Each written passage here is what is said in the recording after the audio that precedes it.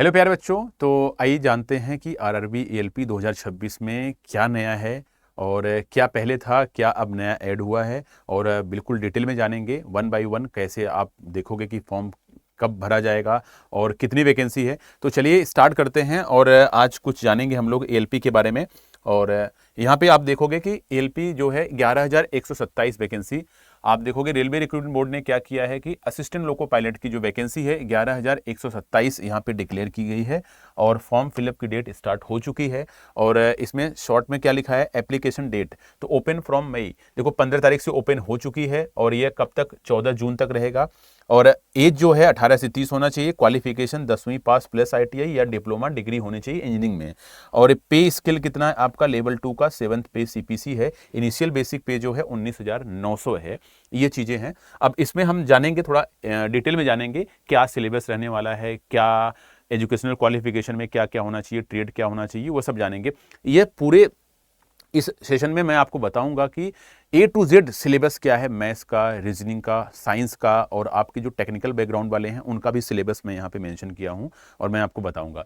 और प्रोसेस क्या होता है, लास्ट में प्रोसेस भी जानेंगे हम लोग। एजुकेशनल क्वालिफिकेशन में you must have a matriculation 10th certificate along the, यहाँ पे लिखा है 10th पास। और किसके साथ होना चाहिए, आप 10वीं पास रहो और उसके साथ साथ आपके पास कहीं ना कहीं आईटीआई भी होना चाहिए along with one of the following technical qualification. देख रहे हो ना, एक टेक्निकल क्वालिफिकेशन यहां से आपका क्या होना चाहिए, कहीं ना कहीं एनसीबीटी समझ में आ रहा है ना, ये सब हैं, ये सब मान्यता देती हैं, आईटीआई को मान्यता देती है एनसीबीटी। तो यहाँ से मान्यता आप प्राप्त संस्थानों से ही आपका होना चाहिए आईटीआई, कहीं से ऐसा नहीं कि ऐसी जगह से कर लिया अप्लाई कर रहे हो यहाँ पे। तो आईटीआई होना चाहिए, आईटीआई तो 10th पास और आईटीआई।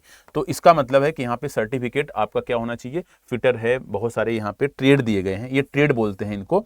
और कोर्सेज कंप्लीटेड एक्ट अप्रेंटिस, हाँ यहाँ पे दिया गया है हाँ, इन अप्रूव टेक्निकल ट्रेड्स डिप्लोमा और डिग्री 3 ईयर। अब देखो या तो डिप्लोमा या डिग्री होनी चाहिए। ये देखो एक्ट यहाँ पे अप्रेंटिस दिया गया है, आपका अप्रेंटिसशिप दिया गया है इन अप्रूव्ड टेक्निकल ट्रेड्स। तो तीन चीजें हैं, या तो 10वीं पास और प्लस आईटीआई, और या तो आपका हो चाहिए कोर्स आपका कंप्लीट होना चाहिए किसमें, अप्रेंटिसशिप आपका होना चाहिए किसी भी टेक्निकल ट्रेड में।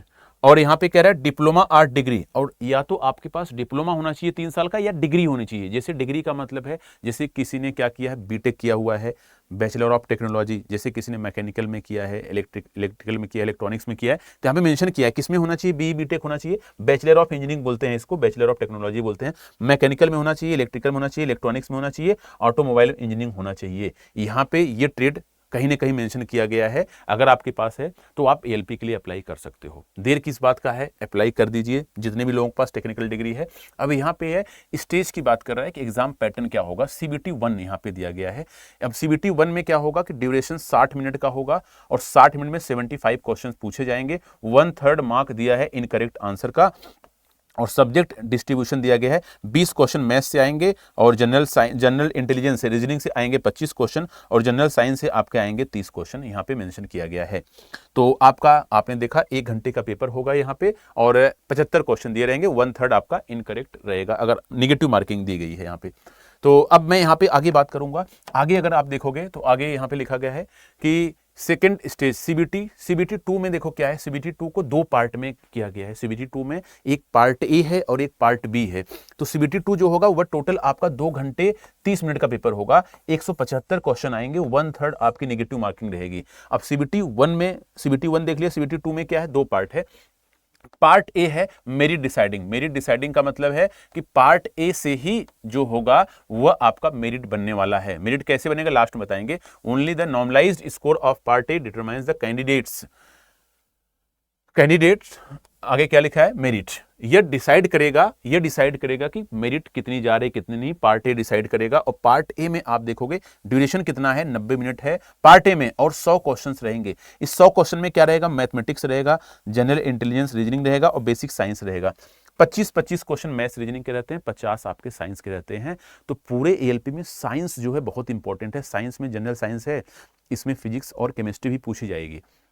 तो यहां से अब जब ये पेपर देने जाओगे तो 90 मिनट का होगा, 1.5 घंटे का पेपर होगा। तो ये आपका 1.5 घंटे का पेपर होगा पार्ट ए। तो पार्ट ए बहुत इंपॉर्टेंट है क्योंकि यहीं से मेरिट बननी है।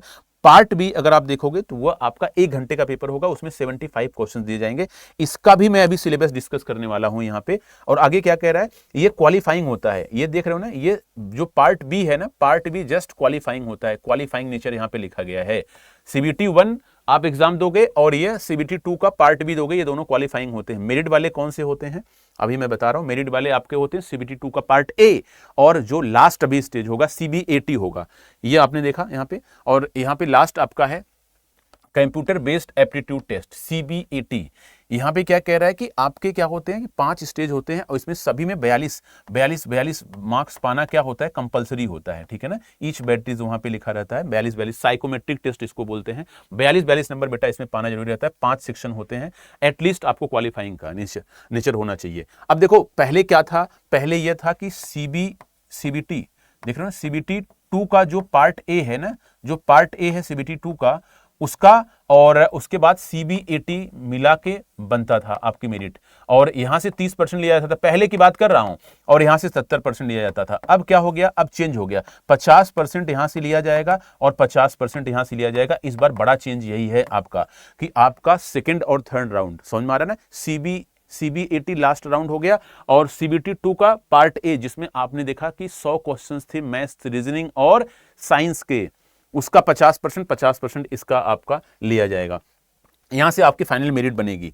अब आप देखोगे कि पे स्केल क्या है, एक तरीके से मैंने बताया है कि सैलरी कितनी बनेगी। तो 19,900 देख रहे हो ना, पे स्केल आपका यहां पे है, ग्रेड पे आपका 1900 वाला है। और ये आपकी सैलरी अगर आप देखोगे तो इस हिसाब से आपकी सैलरी बनेगी। बहुत सारे अलाउंस ऐड होते हैं, आप देखोगे कि पर किलोमीटर के हिसाब से बनता है कि 100 किलोमीटर पूरा कर लिया उसका भी अलाउंस अलग है, अगर ट्रेन लेट हो रही है उसका भी है। तो सैलरी के पैसे की दिक्कत नहीं होती है, लोको पायलट को कभी पैसे की दिक्कत नहीं होती है रेलवे में, ये एक चीज़ तो बहुत बढ़िया है, ठीक है। तो ये आपने देखा। अब यहाँ पे आप देखोगे सिलेबस, अगर आप देखोगे मैथमेटिक्स के सारे चैप्टर यहाँ पे लिखे गए हैं, mensuration, number system, BODMAS, decimal, fraction, LCM, HCF, ratio, percentage, time and work, और आगे लिखा गया टाइम एंड डिस्टेंस, इस simple interest, profit and loss, algebra, geometry, elementary statics, square root, age calculations, calendar, clock and calendar पता है कि आप देखोगे सर्च करोगे तो क्लॉक और कैलेंडर को मैथ्स में रखा हुआ है, क्योंकि इसमें मैथ्स ही यूज होती है इसीलिए। लेकिन इसको रीजनिंग में पढ़ाएंगे, रीजनिंग वाले टीचर पढ़ाएंगे आपको, ठीक है, सर पढ़ाएंगे। पाइप एंड सिस्टम है, मैंने मेंशन कर दिया। और एनोलॉजी है आपका, रीजनिंग का हो गया आपके alphabetical number series, coding, decoding, mathematical operation, relationship, jumbling, ये सब चीज़ें यहाँ पे दी गई हैं। वेन डायग्राम है आप देखोगे। तो ये आपका हो गया रीजनिंग का सिलेबस हो गया। अब आप कहोगे सर साइंस का बता दो। देखो साइंस का सिलेबस फिजिक्स से स्टार्ट हो रहा है, फोर्स आपका, ग्रेविटेशन फोर्स क्या होता है, ग्रेविटेशन क्या होता है, ग्रेविटी क्या होती है, ये सब आप पढ़ोगे वहाँ पे। तो ये आपका है पूरा जनरल साइंस का सिलेबस है, जनरल साइंस का सिलेबस आप यहाँ से देख सकते हो। नेक्स्ट आपका है सोल्यूशन, सरफेस केमिस्ट्री, ये सब पूरा सिलेबस ही चल रहा है, देख रहे हो पूरा सिलेबस मैंने कहा मेंशन कर देते हैं।